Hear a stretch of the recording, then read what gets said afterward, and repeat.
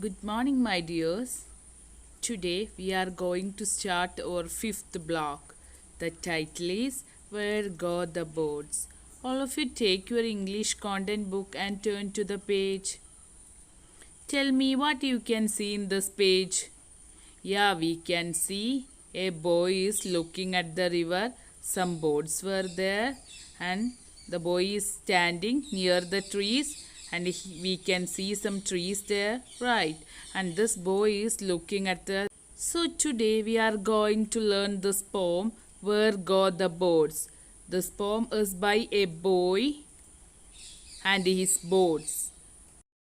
So a poem is titled as Where Go the Boats, and it was written by Robert Louis Stevenson, or the author is Robert Louis Stevenson. What do you mean by author? Yes, one who written the work. Here it is a poem and it was written by Robert Louis Stevenson. Okay. So I will read first paragraph and second paragraph. Listen here.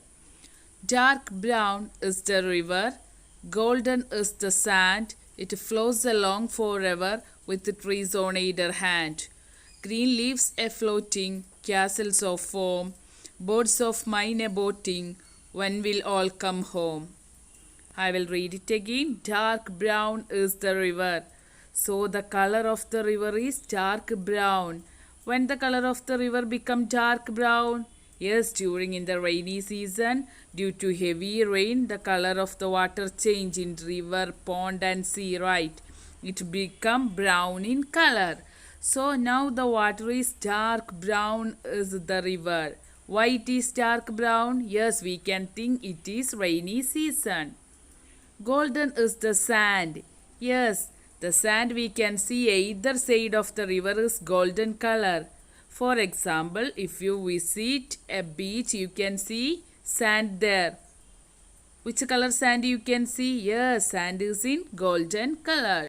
It flows along forever with the trees on either hand. Yes, we know that the rivers flows along forever. Some water is going, some water came back, then it go, then some water came back. This process is going on. Never the water stop in the river, right? With the trees on either hand. Yeah, in both side of the river we can see some trees. So this is all about first paragraph.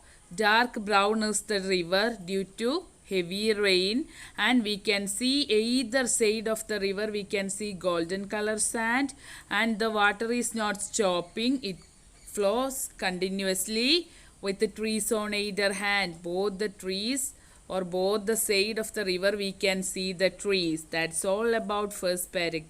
Dark brown is the river, golden is the sand, it flows along forever with the trees on either hand.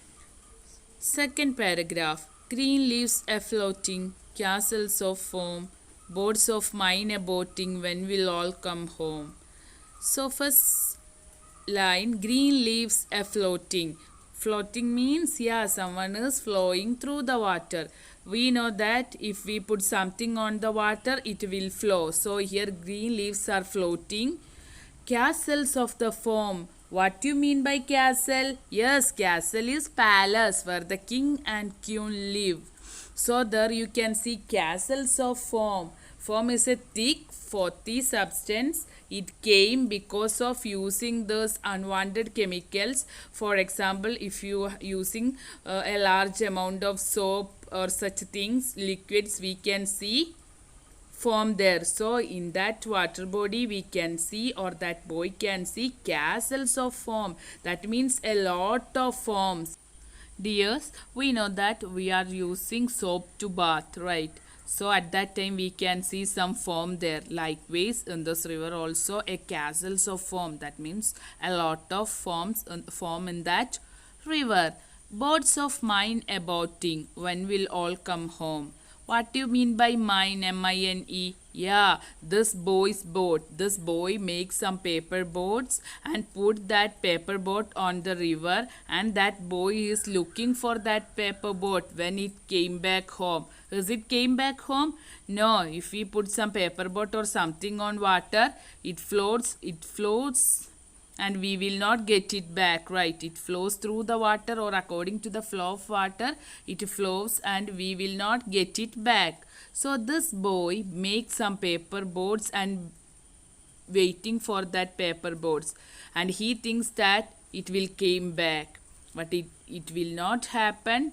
That is why this boy is simply looking to the river and waiting for his paper boats, or thinking about his paper boat, and he looking through the water. On goes the river and out past the mill, away down the valley, away down the hill.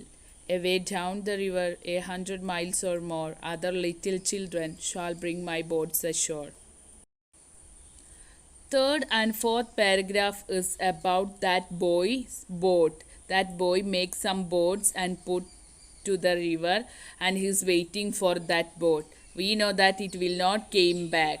So the boy think on goes the river and out past the mill. Yeah, when he put the river, it passed the mill. What do you mean by mill? A place where things are made, or a factory, right? So the boy thinks that on goes the river, this paper boat passed the mill, away down the valley, away down the hill. So this paper boat passed the mill, valley and hill.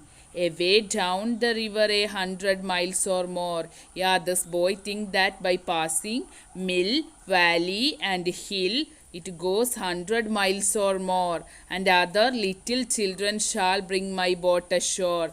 So he thinks that now he can't get back his boat. It is 100 miles or more, and maybe some little children or other children would get his boat, and they make or take that boat ashore. He thinks that. So this is all about this poem. This boy make some paper boat and put to that river, and he is thinking about that paper boat. It passed through the mill, valley, hill, and he thinks that some children who are playing near the river take his paper boat and gets it or brings it ashore. That's all about this poem. Where Go the Boats. It was written by Robert Louis Stevenson. The author is very important. Note the author. Then take your workbook using KWL chart. So here you can see a chart with 3 columns. This is KWL chart. The first column is K, second column is W, and third column is L. K means what I know. W means what I want to know, and L means what I learn. This is all about these 3 columns. So you can see 3 columns in this KWL chart.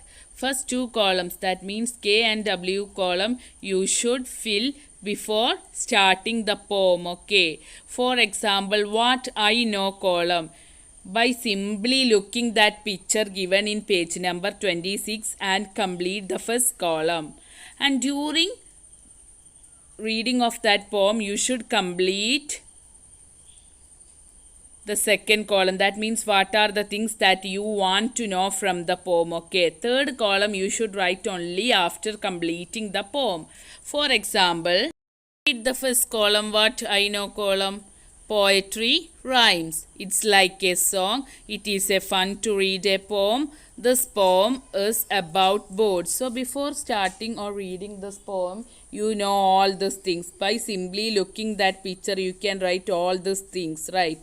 It is a poem. It is just like a song. Poem is very fun to read, and by or from the title you know that this poem is about boats. This is all about first column. So this first column, what I know, or K column, you can complete without looking the or without reading the complete poem. You simply look the picture given in that poem or given in that page and complete first column. Second column, what I want to know, or W column. In that column you have to complete while reading that poem. Okay.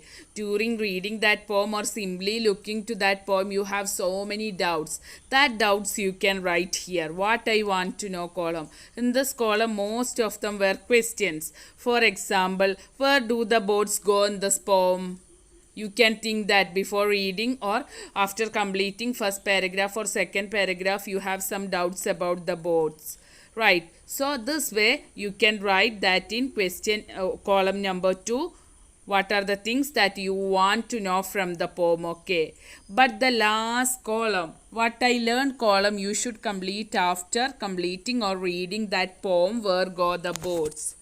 So last column, what I learned. In that column, you should complete only after completing this poem or after understood this poem.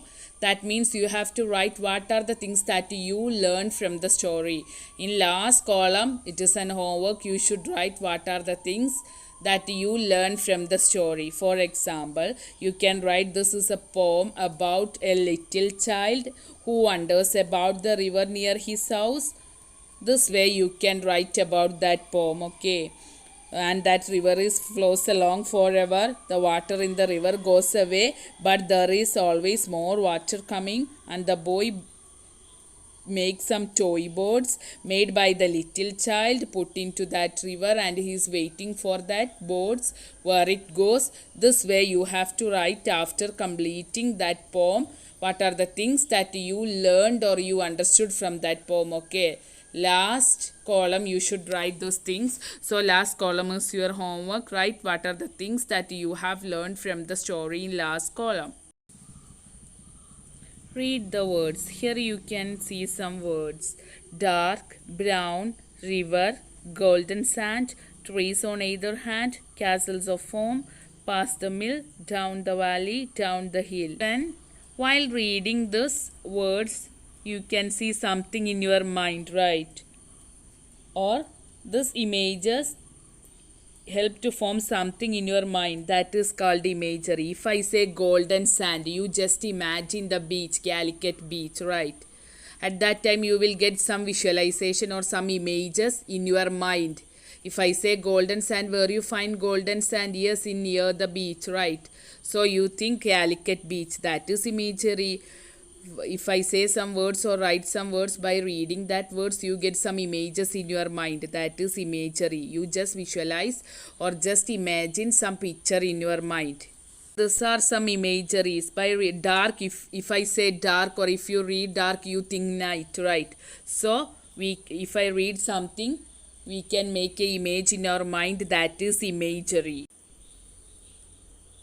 So here we know that the child might have been curious about the river because he is imagining all the things his boats will float past. He might have been feeling a little sad because he cannot meet the children who bring his boat ashore, right? That is why the boy may be sad. He can't bring back his boat because it is gone and that was taken by some boys, right?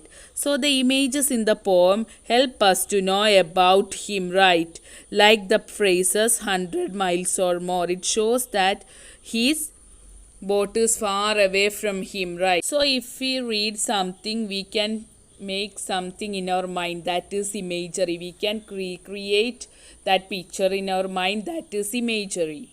Take your workbook, next H2. The title is imagery. So question number 1, draw a picture of what you visualize in the poem Where Go the Boats. So while reading that poem, you can visualize something in your mind. We know that that boy is very sad because he can't get back his toy boat, right? Or he made some paper boats, but that he can't get back.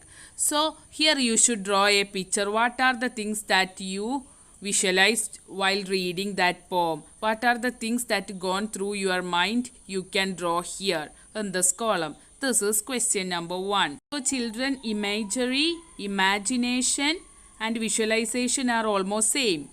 Number 2. Describe the picture. Use the words that clearly tell what you can see and hear. So in question number 1, you have already drawn one picture. So in question number 2, you should describe what are the things that you can draw in that picture, or what are the things that you have already drawn in that column. You just make a small description about that picture you have drawn in question number 1. Okay, question number 2 is just describe about the picture you have already drawn in question number 1. That is all about question number 2. As we know that in question number 1 you have drawn a picture about the things that go in your mind while reading that poem. Okay, so similarly you have to write what are the things or what are the images gone through your mind while reading that poem. That is all about question number 2. Just write that things. Question number 3. How do you think the boy feels in the poem? Write about a time when you feel the same way. Here we know that the boy makes some toy boats and he put into that river. At that time that flows and the boy was sad and he know that it will not came back and he thinks about the boat, right? Similarly, you have to write the same way when you feel so. Here in this poem we know that the boy is very sad because of his toy boat. Likewise, you also some sad experience or like boys experience. So such types of experience you should write. The first one is how do you think the boy feels in the poem? We know that the boy is very sad. So first you answer question number 1 in 3. How do you think the boy feels in the poem? We know that the boy is very sad and you have to write your same experience like the boy. Don't write that I don't have such experience. I know that all of you have such experience, so write it. So that's for today. So do question number 1, 2, 3 in S2 and complete last column in S1. So that's all for today. Thank you all and do your homeworks.